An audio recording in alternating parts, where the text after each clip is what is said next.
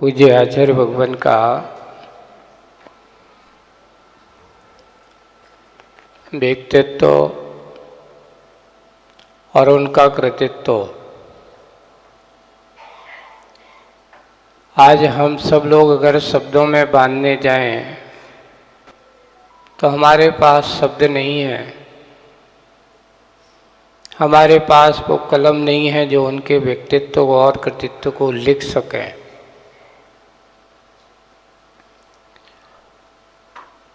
उनके द्वारा किया गया उपकार न जाने कितने भद्र प्राणियों को और भव्य प्राणियों का कल्याण उन्होंने किया है और ऐसे अनेक भव्य आत्माओं को कल्याण करने वाला नियम से अगले भाव में या तो भगवान जैसे तीर्थंकर प्रकृति की सत्ता वाला महान आत्मा बनने वाला है या कोई ऐसा महान व्यक्तित्व इस पर आएगा, इस धरती पर पुनः धर्म का नायक बनकर के और अपने आप को मोक्ष पद की ओर कदम बढ़ाएगा। तो आचार्य श्री के शब्द थे, महाव्रतों का संकल्प लेने वाला महान होता है।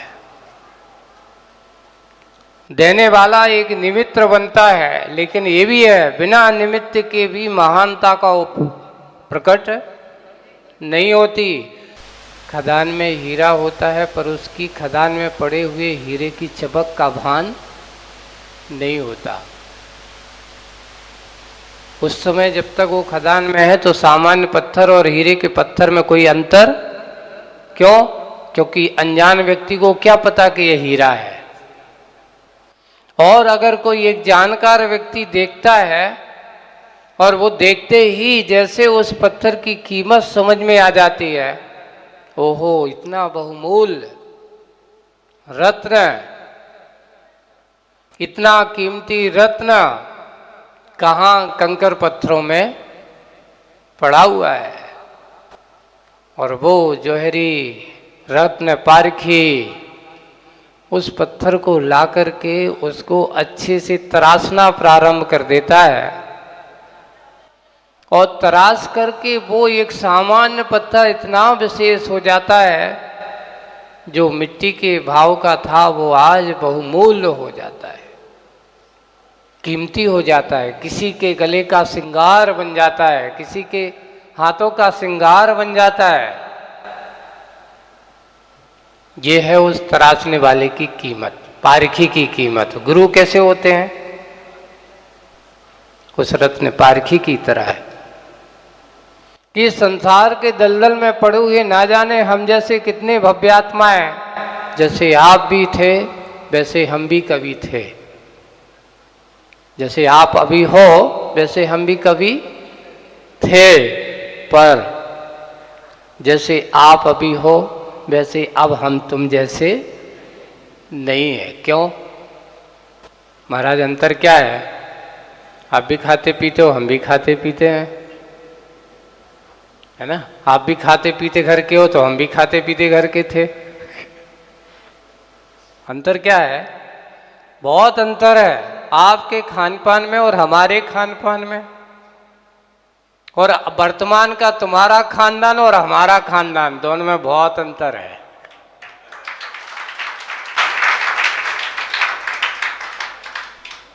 है ना?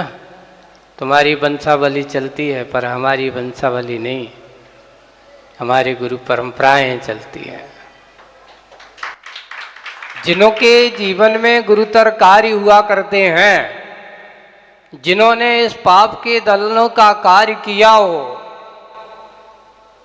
वो हमारी गुरु परंपरा है। भगवान महावीर के शासन काल में हम सब बड़े सौभाग्यशाली हैं कि संसार के दलदल से निकल करके ऐसे गुरु महाराज ने अपने उस दलदल से निकले हुए, या ये कहो कि उस खदान के उस हीरे के पत्थर को उठा करके परखा, अच्छे से साफ सुथरा बना करके तराशाया और तराशा करके आज आपके सामने वो हीरा रख करके महाव्रत के मार्ग पर चल रहे हैं। आपको मालूम है, हम आचार्य जी के पास जब 2002 तक अक्षय तृतीया तक पूज्य आचार्य भगवान की छत्र, उसके पहले हमें बाहर की हवा नहीं लगी। उन्होंने दीक्षा के बाद अपने पास ही अपने चरण में रखा। असाता कर्म का उदय आया, कुछ बीमारी अस्वस्थता के कारण से आचार्य जी ने कहा अब तो तुम्हारे लिए स्वास्थ्य लाभ लेना है।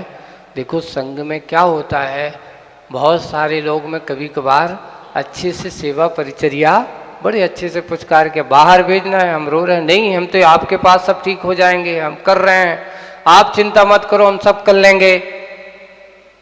तुम समझते नहीं हो।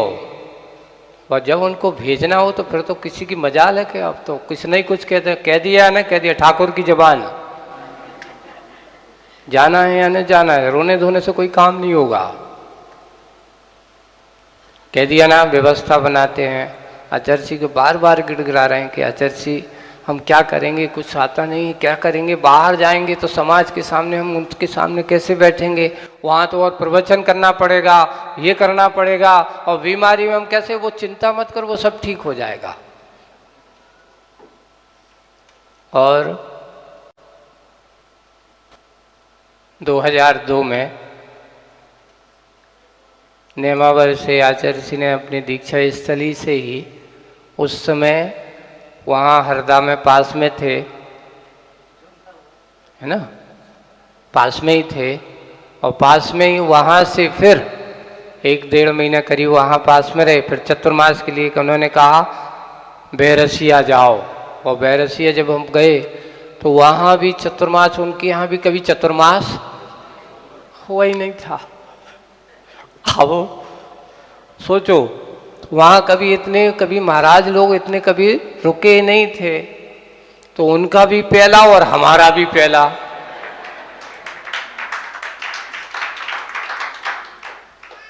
कहते ना, वे भी बुद्धू और हम भी बुद्धू, अब दोनों मिल गए तो जो कुछ होगा देखा जाएगा। और बस पहला चतुर्मास हुआ, और चतुर्मास पहली बात ये कभी कभार कहते हैं ना कि जब दोनों इसमें मिल जाए तो उनको भी आनंद आने लगा, और धीरे धीरे अपनी यथाशक्ति उनको देख करके, उनकी रुचि को देख करके, और अपन भी अब सोचते कि भाई ये लोग कितने लोग आ रहे हैं, ले कितने भाव से आ रहे हैं, थोड़ी मेहनत करो, चिंतन करो, और उनके लिए देना चालू कर दिया। बहुत अच्छा चतुर्मास हुआ। आचार्य जी को सब खबरें मिलने लगी, महाराज बहुत प्रभावना हो रही है, लोग आ रहे हैं, ऐसे आ रहे हैं। बोलो तो वो तो मालूम है मुझे, तो सब ठीक होगा, वो तो जाते समय ऐसा लगता है। आचार्य जी कहते मुझे तो पता है। और सब उनको अपने, जब उनको अपना करना हो ना, तो वे अपने हिसाब से सब कुछ टेस्टिंग सब कर लेते हैं। और जब हो गया, वहाँ गए। अब चतुर्मास के बाद आचार्य जी आपने 6 महीने का कहा, 4 महीने तो हो गए, अब इसके बाद 6 महीने के बाद अब क्या करना है, तो उन्होंने कहा कि एक काम करो, अष्टानिका में अब विदिशा जाओ, बहुत बड़े शहर में जाओ। अभी तो छोटा गांव था, 60-70 घर की समाज थी। अब आप वहां से क्या करो, अष्टानिका में वहां विधान हो रहा है, वहां जाओ। अब इतनी बड़ी समाज में और अब तो और ज्यादा समस्या आ गई है ना। अब समय की सोच बता रहा हूं, अब क्या करें, उतनी बड़ी समाज में जाना, और वहां पर विद्वानों की नगरी है, तब तो और ज्यादा क्या करना पड़ेगा, चिंतन और शैली और सब कुछ देना पड़ेगा। विद्वानों का अच्छे बड़े बड़े धुरंधर विद्वान है। उस समय तो वहाँ पर बड़े बड़े विद्वान थे, और वो भी आए, और उनको सामने बैठ करके देख करके तो फिर तो अपन को अब क्या करना है, गुरुजी ने जो पढ़ा है, जो दिया है, तो अब तो अपन को करना ही होगा। वहाँ रहे करीब 2-2.5 महीने, और उसके बाद अब कहते हैं एक काम करो, सागर में कुछ पंचकल्याणक वगैरह होना है, अब सागर जाओ।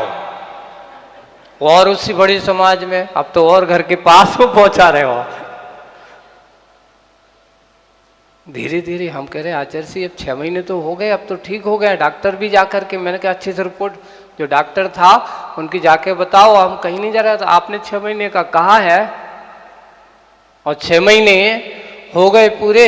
अब वो सारा का सारा जो तकलीफ थी वो भी ठीक हो गई, अब तो सब ठीक है। हम तो सीधे बाप के आपके पास आ रहे हैं, खबरदार जो इधर आए, जैसा कहा है वैसा करो, एक ही कार्य करना है। और सागर में पहुंचे। सागर में पहुंचने के बाद वहाँ कार्यक्रम था फरवरी में पंच कल्याणक 2003 का, है ना।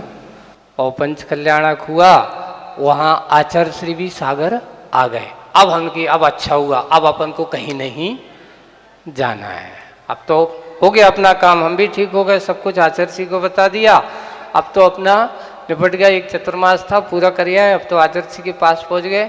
और पहुंचने के बाद वहाँ गए, पंच कल्याणक हुआ, सब कुछ हुआ।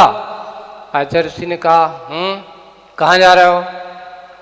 नहीं कहीं नहीं, आपके साथ। किसने कहा हमारे साथ चलना है? यही शब्द थे।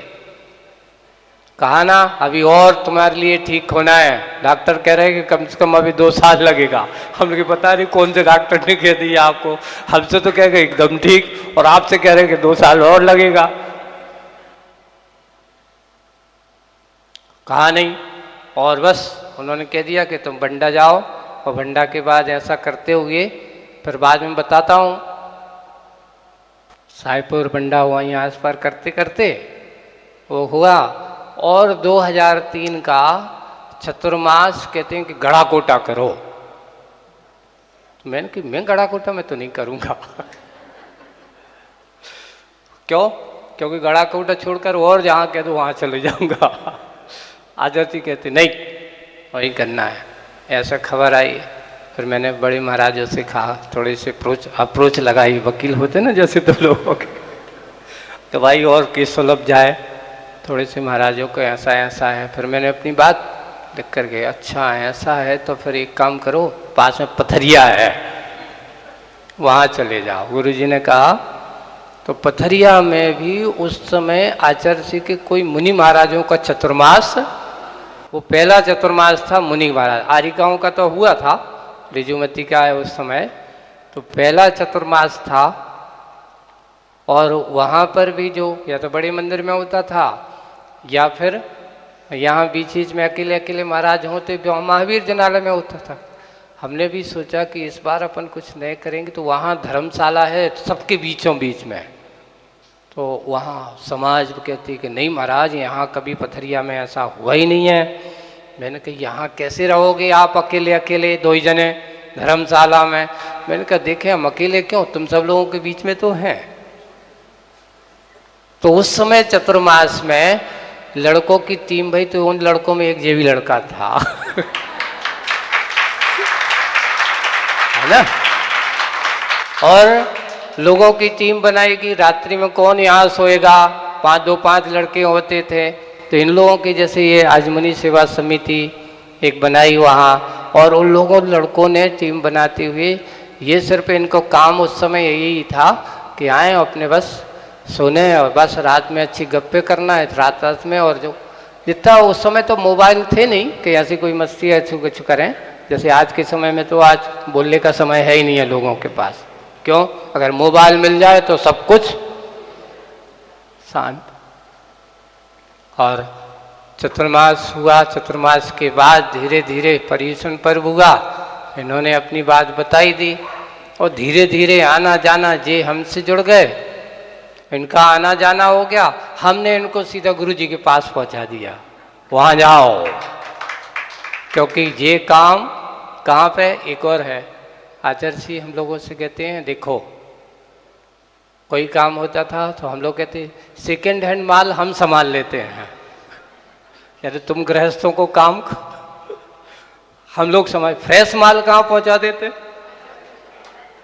वहाँ पर बड़ी कंपनी पर, है ना। छोटे मोटे गृहस्थों के लिए हम आचार्य जी से हमने कहा इन लोगों को तो हम कर देते हैं, फ्रेश माल तो आपके पास पहुंचा देते हैं। इनके लाने कहा जब वहाँ दीक्षा का होगा, अभी जो निकलंग सागर जी का जो महाराज जी बता रहे थे ना, तो जब वो आए तो वो भी हमारे पास मुगावली में ही थे, उस चतुर्मास में 13 में, तो वो मुगावली में हमारे पास थे। तो उन्होंने जब उनको पता चला कि ऐसा हो रहा है तो प्रदीप भैया की गाड़ी से वो जा रहे थे, तो फिर इनको भी मैंने खबर करवाई। पथरिया के 1-2 और थे, अभी आजकल जो एक महाराज चुल्लक जी है ना, सुधा सागर जी महाराज के पास, और उनका खुशहाल भैया भी नाम, गरिष्ठ सागर है ना, वरिष्ठ हैं वो महाराज हैं। उनको भी कहा तुम भी जाओ, सबको खबर कर दी। अभी ऐसे मौके पर जितने हैं सब चले जाओ।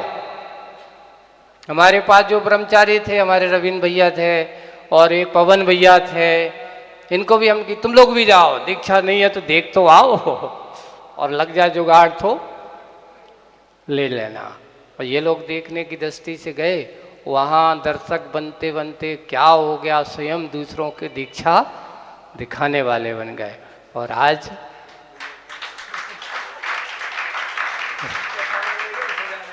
हाँ, इस प्रकार के कार्य करते हैं। कब कहाँ कैसा सुयोग, गुरु की कृपा किस पर हो जाए कोई भरोसा नहीं है।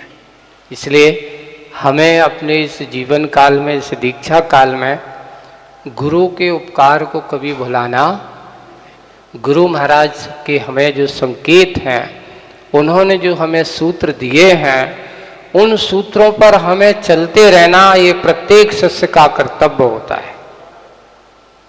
बस इस भाव में अगर कोई है तो गुरु की कृपा और गुरु का दिया हुआ मार्ग, यही हमारा सबसे बड़ा कार्य है, वही हमें मंजिल तक पहुंचाएगा।